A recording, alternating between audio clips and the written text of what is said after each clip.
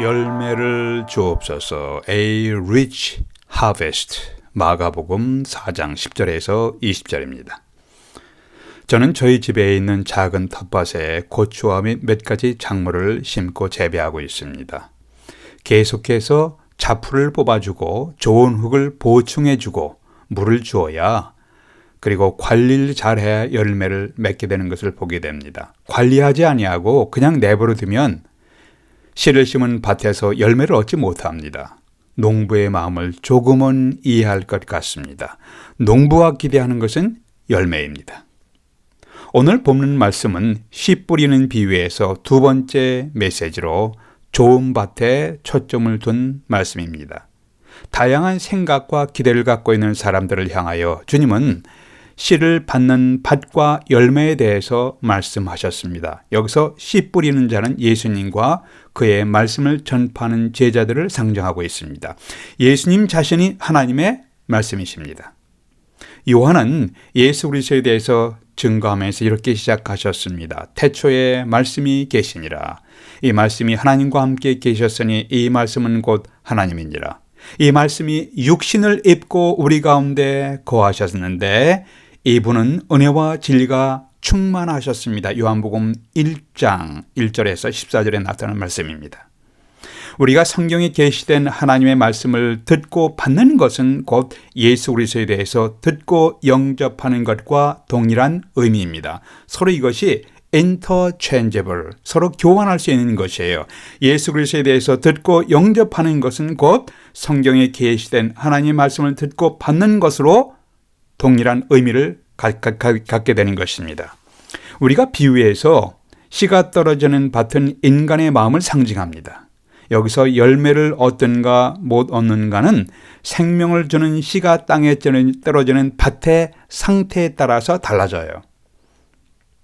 길가의 밭은 굳어버린 마음, 흙이 얇은 돌밭은 얄팍한 마음, 가시떨기 밭은 복잡한 마음, 좋은 밭은 순전한 마음을 상징합니다. 우리 마음이 좋은 마음 밭이 되어 하나님이 기뻐하시는, 기대하시는 열매를 맺는 풍성을 살기 위해서 어떻게 해야 합니까? 이것이 오늘 메시지의 초점입니다. 첫 번째는 마음밭을 가꾸셔야 합니다.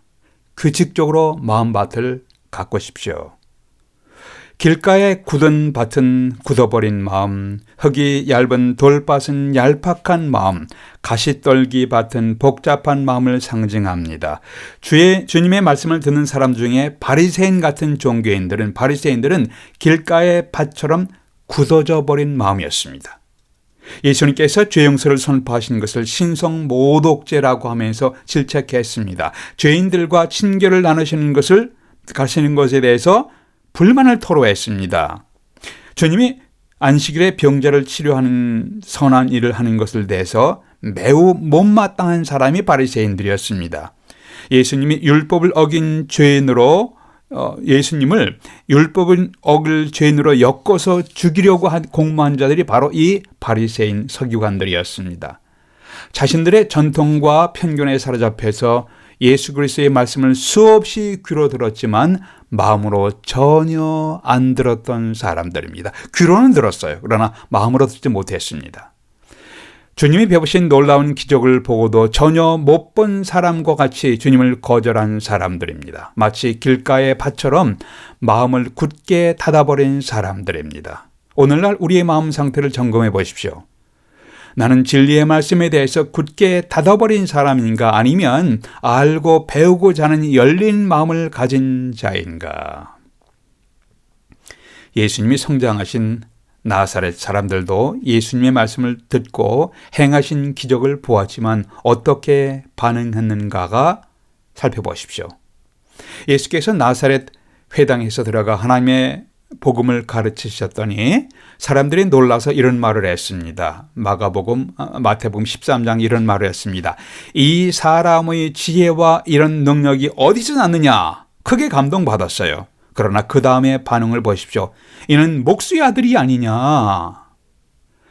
지혜와 능력이 있는 것은 인정했지만 이는 목수의 아들이 아니냐? 그 어머니는 마리아, 그 형제들은 야고보, 시몬, 요셉 유다라 하지 않느냐? 그 너희들은 다 우리와 함께 있지 아니하냐? 그런즉 이 사람의 이 모든 것이 어디서 났느냐 하고 예수를 배척한지라. 끝부분에 보세요. 예수님을 배척했습니다.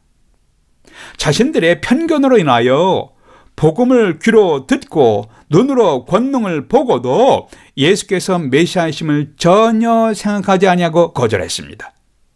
나사렛에서 무슨 선한 것이 날 수 있느냐라고 하면서 편견을 가지고 예수님을 무시한 사람들도 요한복음 1장에 나옵니다. 이렇게 편견으로 가득 차서 딱딱하게 굳어버린 길가밭이나 얄팍한 흙의 돌밭의 마음이 되어버린 사람들의 모습입니다. 씨 뿌리는 비유가 누가복음 8장에도 나오는데 이렇게 시작합니다. 그 후에 예수께서 각 성과 마을에 두루다니시며 하나님 나라를 선포하시며 그 복음을 전하실새 12 제자가 함께하였고 또한 악귀를 쫓아내심과 병 고침을 받은 어떤 여자들 곧 7 귀신이 나간 자 막달라인이라 하는 마리아와 헤롯의 청지기 구사의 아내 요한나와 수산나와 다른 여러 여자가 함께하여 자기들의 소유로 그들을 섬겼더라. 이 씨 뿌리는 자의 비유를 말씀을 듣는 자 중에는 자기들이 소유한 물질로 헌신적으로 예수님과 제자들을 먹을 것을 공급하며 섬기는 사람들도 있었습니다. 여성들이 있었습니다. 이렇게 매우 헌신적인 여성들은 누가복음 24장에서 주님이 십자가에 돌아가시고 묻히신 무덤에 찾아갔습니다. 천사들이 이들에게 나타나서 어찌하여 살아있는 자를 죽은 자 가운데서 찾느냐? 여기 계시지 아니하고 살아나셨느니라. 이런 메시지를 처음으로 들은 사람들이 바로 이 여인들이었습니다. 주님이 부활하신 메시지를 처음으로 듣고 처음으로 전파한 사람들이 바로 이 헌신적인 여인들이었습니다.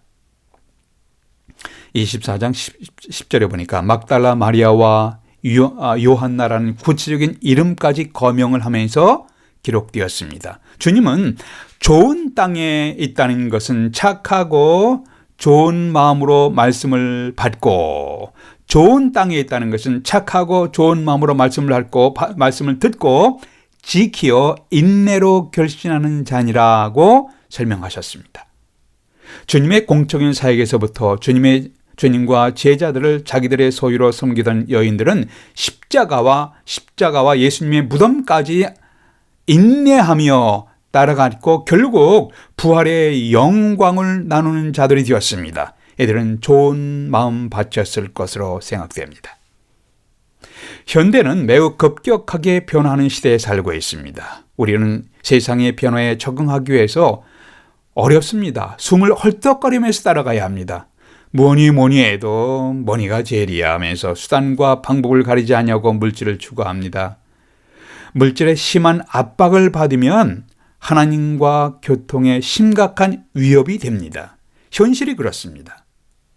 가룟 유다가 은 30전을 받고 예수님을 팔아 넘겼는데 그만큼 물질이 강력한 영향을 주고 있습니다. 옛날이나 예수님 시대나 지금이나 물질이 우리 삶 가운데 강력한 영향을 줍니다.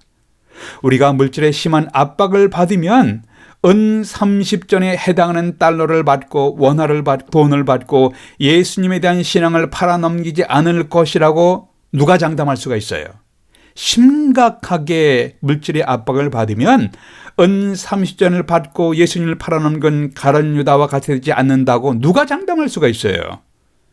세상 사람들은 머니의 인생을 겁니다. 세상 사람들은 머니의 목숨을 거는 사람들도 있습니다. 주님은 한 사람이 두 주인을 섬기지 못할 것이니 혹 이를 미워하고 저를 사랑하거나 혹 이를 중히 여기고 저를 경히 여김이라 너희가 하나님과 재물을 겸하여 섬기지 못하느니라. 마태복음 6장 24절입니다. 오늘 성경 표현에 세상의 염려와 재물의 유혹 속에 빠져서 하나님의 진리에 닫혀진 마음들을 보게 됩니다. 또한 복잡한 인간관계 속에서 갖가지 갈등과 상처로 인하여 심한 좌절감을 느끼는 사람들도 주위에 있습니다. 우리 마음밭은 가꾸지 않으면 온갖 잡풀들이 자라면서 매우 복잡하고 척박하게 됩니다. 마음을 가꿔야 합니다. 온갖 욕심과 염려로 가득 찬 마음 속에서 진리의 씨가 자라지 못합니다.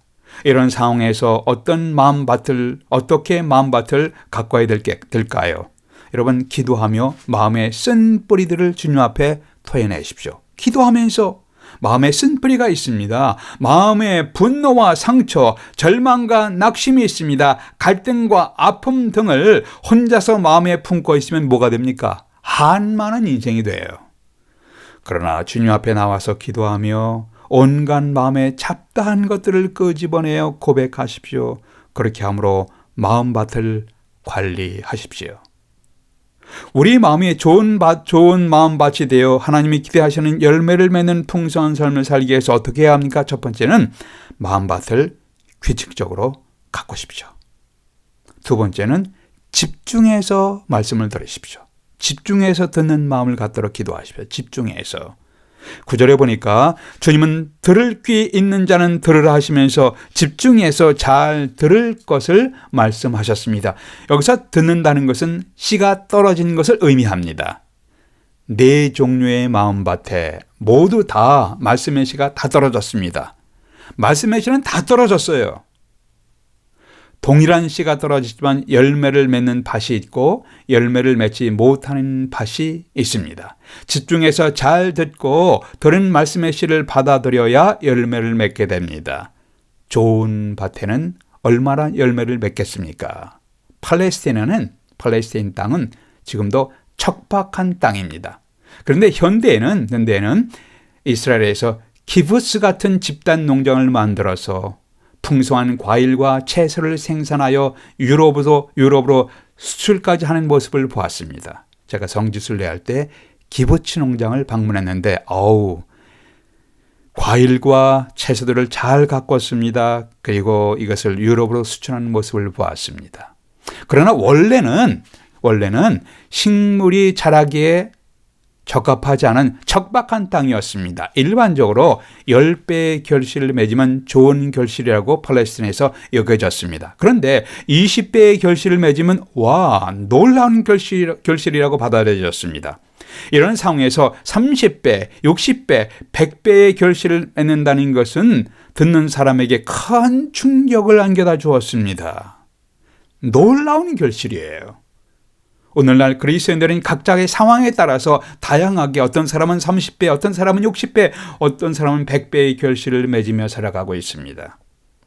아버지여, 저 사람들을 진리로 거룩하게 하옵소서. 아버지의 말씀은 진리니이다. 주님은 요한복음 17장에서 우리가 진리의 말씀을 통해서 거룩한 주님을 닮아가는 인격의 열매를 맺도록 기도하셨습니다. 바울은 사랑과 희락과 화평과 오래 참음과 자비와 양성과 충성과 온유와 절제의 열매를 맺도록 기도하셨는데, 갈라디아서 5장 22절 23절이죠. 이렇게 기도하셨는데 이 덕목들은 주님을 닮아가는 인격의 열매들입니다. 우리는 열매 있는 삶이 되도록 주님의 은혜를 구해야 합니다. 침례 요한은 회개에 합당한 열매를 맺으라 하시면서 이렇게 말씀하셨습니다. 이미 도끼가 나무 뿌리에 놓였으니 좋은 열매를 맺지 아니하는 나무마다 찍혀 불에 던져지리라. 마태복음 3장입니다. 주님은 요한복음에서 나는 포도나무요 너희는 가지라. 그가 내 안에 내가 그 안에 거하면 사람이 열매를 많이 맺나니 나를 떠나서는 너희가 아무것도 할 수 없음이라. 사람이 내 안에 거하지 아니하면 가지처럼 밖에 버려져 마르나니 사람들이 그것을 모아다가 불에 던져 살아느니라. 너희가 열매를 많이 맺으면 내 아버지께서 영광을 받으실 것이요 너희는 내 제자가 되리라. 요한복음 15장입니다. 우리가 놀라운 권능을 행하고 놀라운 업적을 이루고 천사의 말을 한다고 주님의 제자가 되는 것이 아니에요. 다시 하겠습니다. 우리가 놀라운 권능도 행하고 천사의 말도 하고 수많은 업적을 이룬다고 해서 주님의 제자가 되는 것이 아니라 선한 열매를 맺는 것이 주님의 제자인 것을 증거합니다.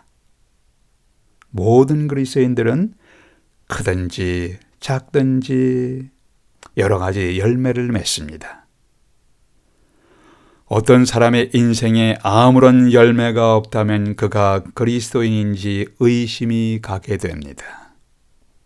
저는 예배 드릴 때 특별한 경우를 제외하고는 전자성경보다는 종이성경책을 갖고 다닙니다. 왜냐하면 성경 말씀을 들으면서 메모하고 밑줄을 긋고 깨달은 것을 기록하기 위해서입니다. 어느 누가 설교를 해도 설교자가 말씀하는 성경 본문을 자세히 봅니다. 이제 갓 입학한 신학생이 설교를 한다고 해도 설교 본문을 자세히 읽고 살펴보면서 성경의 진리를 깨닫게 되도록 주님의 은혜를 구합니다. 그러나 아무리 유명한 사람이라도 성경의 본문을 떠나서 개인적인 경험담이나 정치, 사회 현상들의 초점을 두는 모습을 보면은 마음이 안 좋습니다. 그건 바람직한 모습이 아니에요. 본 회포 목사님, 나치 독일의 핍박하에서 신학교에서 학생들을 가르쳤다고 전해지고 있습니다. 탁월한 지성을 소유한 본 회포 목사님은 설교학 시간에 설교를 가르치셨는데 설교학 시간에 신학생이 설교를 할 때에도 늘 성경을 펴놓고 집중해서 설교를 들었다고 하십니다. 어떤 학생이 설교를 해도 성경 본문을 자세히 보고 생각하며 듣는 태도를 독일의 순교자 본헤포 목사님에 대해서 읽으면서 저는 배웠습니다. 하나님은 성경을 통해서 자신의 뜻을 계시하셨습니다. 우리는 성경을 통해서 말씀하시는 하나님의 메시지를 집중해서 주의 깊게 들어야 합니다. 그래야 진리의 말씀이 우리 마음에 심겨지고 싹이 나서 살아나게 됩니다. 보기는 봐도 알지 못하며 듣기는 들어도 깨닫지 못하는 자가 되는 비극이 일어나지 아니하도록 주님의 은혜를 구하십시오. 성경을 읽을 때는 집중해서 읽도록 하십시오. 예배 시에 마음을 모아서 찬양과 기도를 드리며 설교 말씀을 들을 때는 집중해서 들으십시오. 좋은 마음밭에 말씀의 씨를 받아서 열매 맺는 축복된 삶을 구약 성경 시편 1편이 이렇게 묘사했습니다. 그는 시냇가에 심은 나무가 시절을 쫓아 과실을 맺음과 같다. 어떻게 이렇게 될 수가 있습니까? 시절을 쫓아 시냇가에 심은 나무가 시절을 쫓아 과실을 맺으며 열매를 맺음과 같은 인생을 어떻게 살아갈 수가 있는가? 어떻게 이렇게 될 수가 있습니까? 1절은 이렇게 시작합니다. 악인의 길을 복 있는 사람은 악인의 길을 쫓지 아니하고 죄인의 길에 서지 아니하고 오만한 자의 자리에 앉지 아니하고 그 다음에 오직 하나님의 말씀을 즐거워하며 낮과 밤으로 묵상합니다. 여기서 하나님의 율법이라고 그러는데 율법의 중요한 의미는 instruction, 하나님의 교훈입니다.